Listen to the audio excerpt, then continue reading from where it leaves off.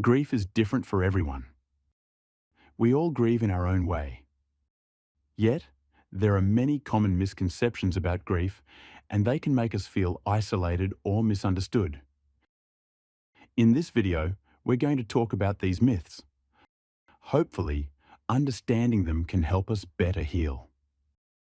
The first misconception is the idea that grief can be felt only in response to a death. Here, we'll focus on grief in the context of dying. But it's important to keep in mind that grief can be felt across the lifespan in so many different ways. We may grieve over the loss of a pet, a job, or a home. We may grieve for our lost youth, or ailing health, or the end of a marriage, friendship, or any relationship. Recognizing that grief comes in many forms can help us be kinder to ourselves as we process our loss. Second, the idea that we can achieve closure and go back to the person we were before the loss is not true.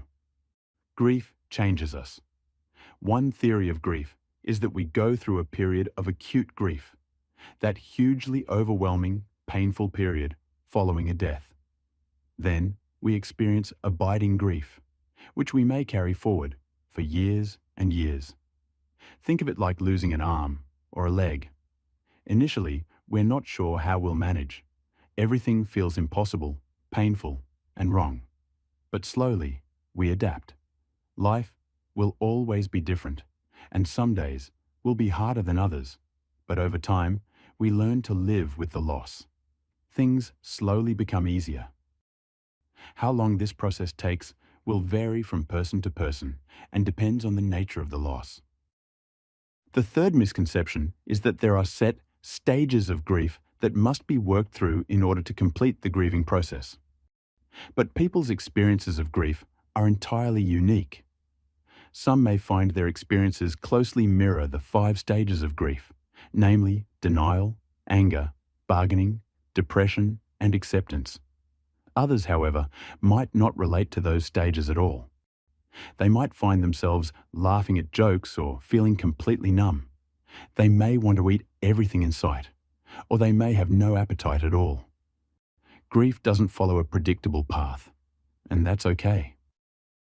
The last idea we often get wrong is that we can compartmentalize grief or avoid experiencing it altogether. While we might manage to lock away painful feelings temporarily, long-term avoidance isn't helpful. Processing grief is important. This can take many forms, but in essence, it means giving ourselves permission to feel the pain of our loss and all the emotions that come with it. By doing so, we can move from acute grief to abiding grief, a softer, more integrated experience. Remember, there's no right way to grieve. Your journey is unique to you. Letting go of these misconceptions can help you approach grief with more compassion and acceptance.